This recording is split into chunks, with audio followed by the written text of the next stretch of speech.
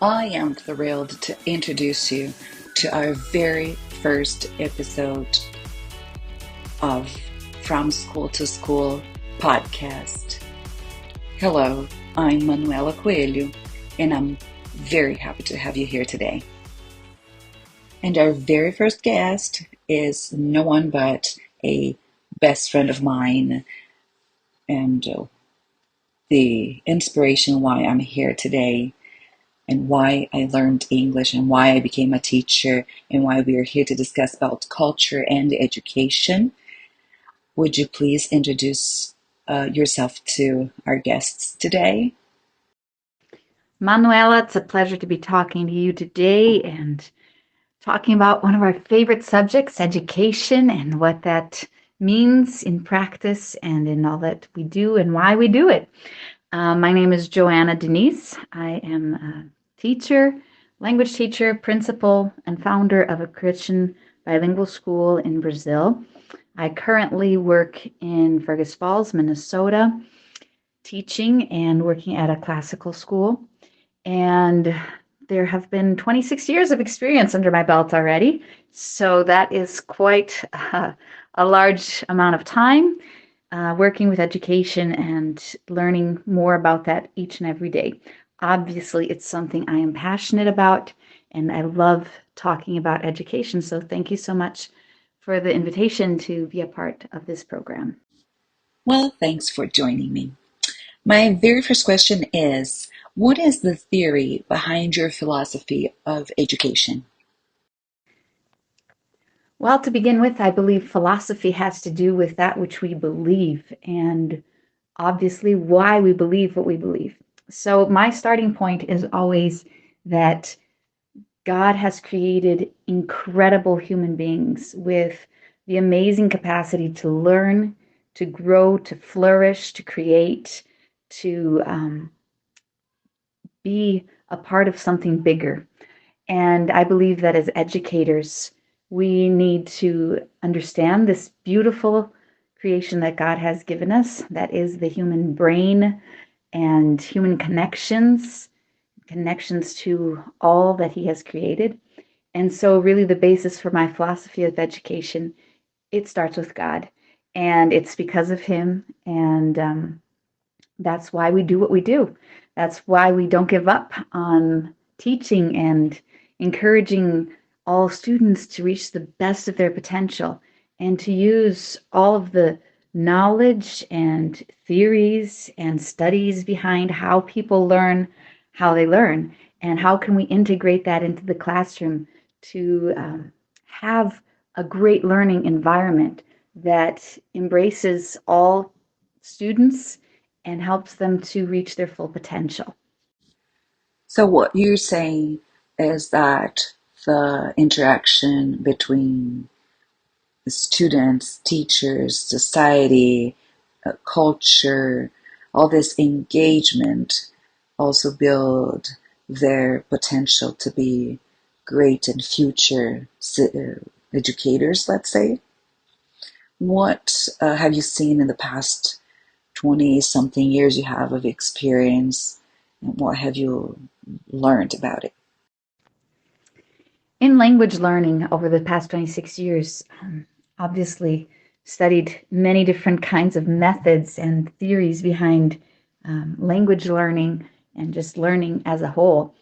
And that goes from how the brain develops, how the learning environment makes a difference in the students, and um, how reading and stimulus can make play a huge part on how students learn. Definitely theories like multiple intelligences and the ecological theory of Bronfenbrenner, just thinking about how the whole environment contributes to learning. So we're thinking not only the teacher, not only the material, not only the classroom setting, but the community as a whole plays such a huge part on how students learn and giving them the opportunities to flourish. I absolutely agree with you. Vygotsky used that theory in order to, or built that theory in order to teach us how to see language development as well. And that's the basis of a second language learning environment that engages culture, people, and whatnot, right? Lots of other input we receive from our environment. Well, talking about equity right now, what does it look like in Brazil? What is equity like in such a diverse environment like the Brazilian one? Well, equity in education in Brazil, what a tough question. Um, because I believe that all human beings are capable of learning and created and designed by God for learning, of course, that might look different in different social contexts and different communities. And definitely having more resources, be they financial or access to books, good materials, of course, that plays a role in encouraging the students to learn. Nevertheless, I do believe that um, learning happens no matter where. We just, as educators, have to be equipped, prepared, and optimistic enough to make the difference in students' lives. There are plenty of examples of teachers with virtually nothing to teach students that have made a huge impact, because I believe teaching is much more, has much more to do with engaging the students' mind and heart and dedicating yourself as a teacher, as a professional, to meet their needs and walk alongside students so that they can achieve the goals day by day, step by step, no matter how odd, how strange or poor or dangerous those situations may be. Once you feel that you are an important piece in the learning environment, that you are loved, that you are accepted in that learning environment, learning does occur. And so I believe that the biggest challenge in having equity in a society like Brazil is really equipping the educators to see that their role is extremely important, that it doesn't depend only on the social condition or on the quality of the school structure, but the role of the teacher, the role of the educator has the primary importance in really helping learning to happen. Wow, I love that you say that learning happens no matter how, and that teachers must be equipped and trained to make it clear that their role as an educator is to make this learning happen despite the environment in which kids grow and are. I love that. Have you seen any shifts in education?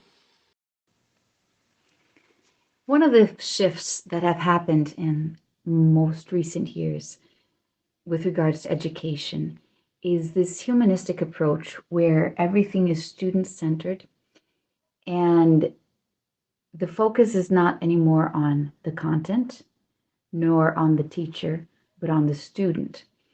And there is a danger in that, I believe, because we all need models to follow and we all need a track, our curriculum to run upon. And when we focus that too much on the student, um, a lot of essentials get lost in the process. So when we think about the destructuring of families, of taking the authority away from teachers and not believing in community leaders anymore, of course, there's a huge level of mistrust involved in all of these aspects. Nothing is as simple as that. But in regards to education, I believe this shift in making everything overly student centered has not been beneficial because children, specifically students at a very young age, they want to engage, they want to learn, they want to discover, but they don't really know what they need to know or what they need to discover. And it's important that as educators, we have a clear idea, a clear goal, a clear curriculum, and that the teacher still has an important say in how that happens. That the teacher can be an authority on all subjects. Yes, discover together. Yes, be creative and engaging and fun. But with the focus solely on students, we lose that idea of there is a goal to achieve. There are things that should be memorized, that should be recorded in your mind forever. Sadly, this is the first generation that the children's IQ is lower than their parents because everything is so digitalized. You don't need to memorize, you don't need to think. You just ask Google and he tells you everything. And that's sad because we need to equip our students, our children, to love to learn and to study and to know how to do real research and how to solve problems the hard way. And there are certain things that are essential and fundamental for learning. And if we neglect teaching and insisting on learning the essentials, a lot of these extra things get in the way, and we have the results that we have in education, both in Brazil and in the United States. So, what I understand here, you're saying that there's a danger in focusing too much on the students while being the developers of their learning, because we need role models that educators need to build or use a strong curriculum, and kids need to be guided by adults. And this is essential for learning to happen. That is a controversial idea about education, since nowadays we're focusing so much on the capacity of the kids being guided by their own developmental skills. And I agree with you. I agree that we still need adults guiding, proctoring, introducing, modeling in order for education to actually happen and happen effectively. How does this humanistic approach looks like in Brazil? I would say here in Brazil, a lot of this humanistic approach, constructivism, has really affected how teachers teach. And even though in theory it is really great to think about how students can learn and can engage, teachers are not equipped to be able to effectively do that in the classroom, to really investigate, to really engage, to have the resources for coherent research and evaluation of the process as it happens. And so sadly enough, I think that that has been the huge downfall in Brazilian education and caused such a gap between students who are educated in a private sector with trustworthy materials and textbooks, maybe flawed. There are a lot of issues with that in comparison to a lot of the children who have grown up in public schools. It doesn't have to do with the quality of the materials, but really the quality of the educators and their desire to really encourage students to learn how to read and write and discover, and giving them this love for life and encouraging students to be involved in their community, because our communities are going to be better depending on how involved we are and how involved our students are. And we are an important part of the change of the equality happening. And so many times the focus in our country has been it's all on the government. It's the government's fault. And no, it's not. It's we, citizens, it's our students, it's our teachers. We are essential. Every family is an important part to making our community better, to building up a great nation, to believing in possible change and doing what's right, no matter if it brings personal benefit or not. And once we can get that idea back into people's hearts, it's not about me, it's about us. It's about our community. If we're all doing better, if we're all flourishing, I will be doing better too. And I think this idea of community, of building something together, is something that is lacking in both, generally speaking, in both American and Brazilian education. It has become so self-centered in general. And a self-centered human being doesn't look out for others. They just look out for themselves. And so we really need to help our students to get this idea of let's work together. Let's make this a better place. And let's learn. Let's develop our brain. Let's be ready for whatever comes. I hear you saying one more time that we need equipped teachers that help think and transform thinking, and that reaches the community around us and the community of your students, and then we teach students on how to reach out, and also that good resources from the government in the comparison from public and private education, especially in Brazil, in order to provide more equitable education, right? So you also mentioned that education is not about me. Education is not self-centered. It's about us.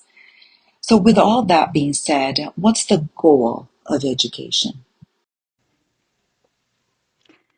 The goal of education is to raise up a generation that can think, that can discover, that can research, that can create, that can improve the areas where we're living. And I believe that is the overall goal in any culture, in any place.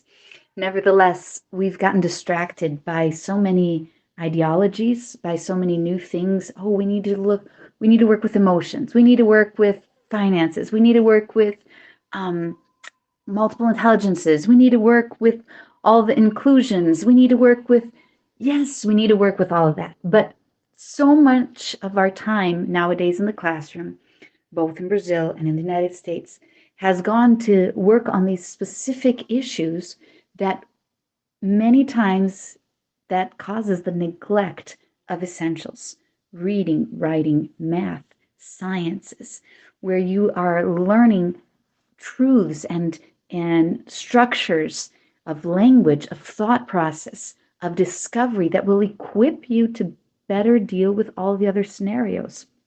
And I believe that if you are in an environment where learning is the focus, where you know that you are loved and accepted, and of course the educators are making the necessary commitment so that every student is learning and is developing, um, and maybe focusing a little less on all these extra things, but focusing on what is really essential for learning and developing as an individual, we will be able to improve and reach better academic goals and become better human beings.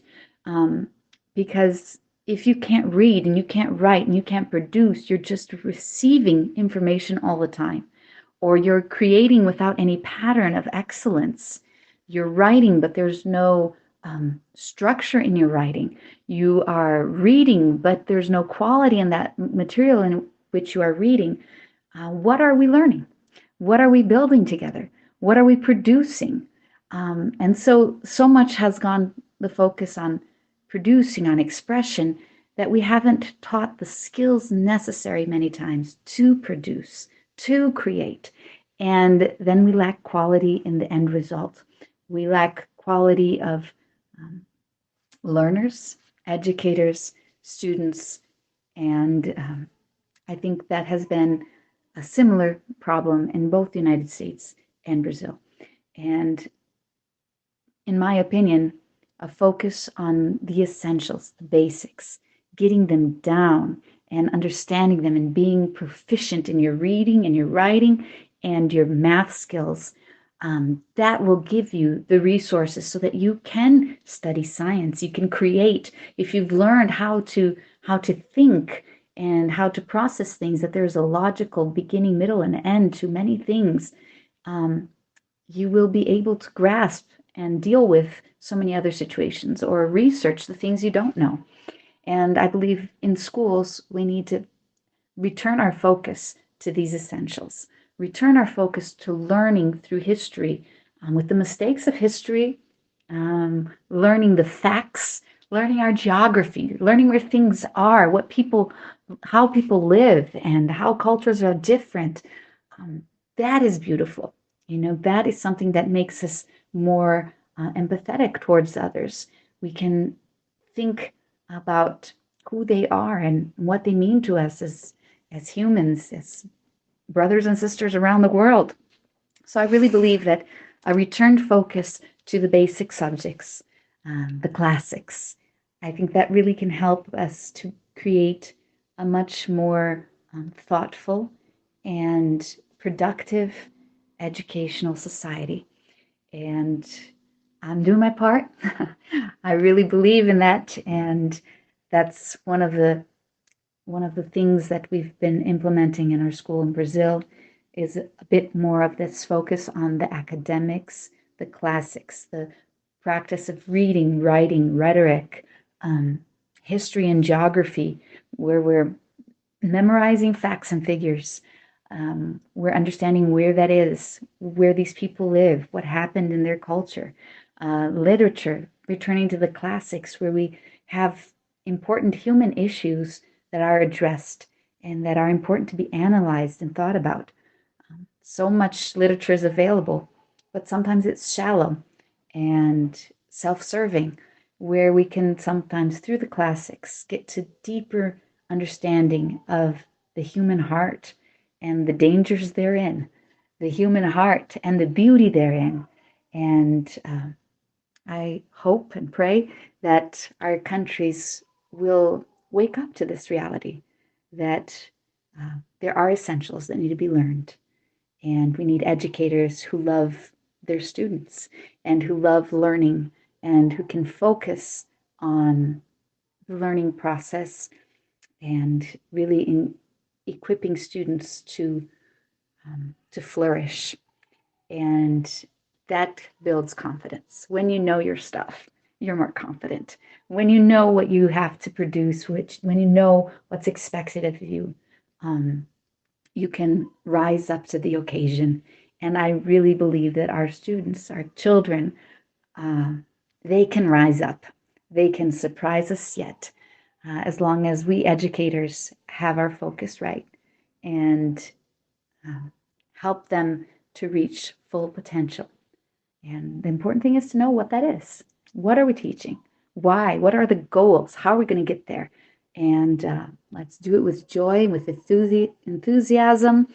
Let's dedicate ourselves because there is so much great learning to happen. Are we not in agreement about what the goal of education is? When you know your stuff, you're confident. I love that. I love that educators are building a community of students who know their stuff and they're willing to spread that to our society so they can actually use every skill they learn in school, reading, writing, math, and cultural values, and create a more productive educational society. I am doing my part as well, right?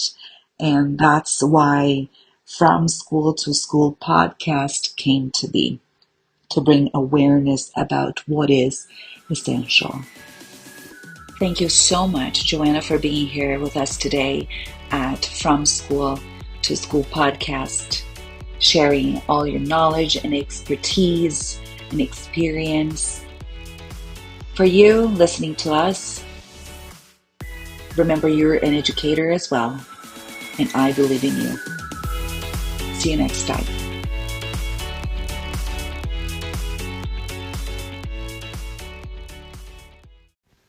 Oh, one more thing. It's the legal language. This podcast is presented solely for educational and entertainment purposes. It is not intended as a substitute for the advice of a physician, professional coach, psychotherapist, or other qualified professionals.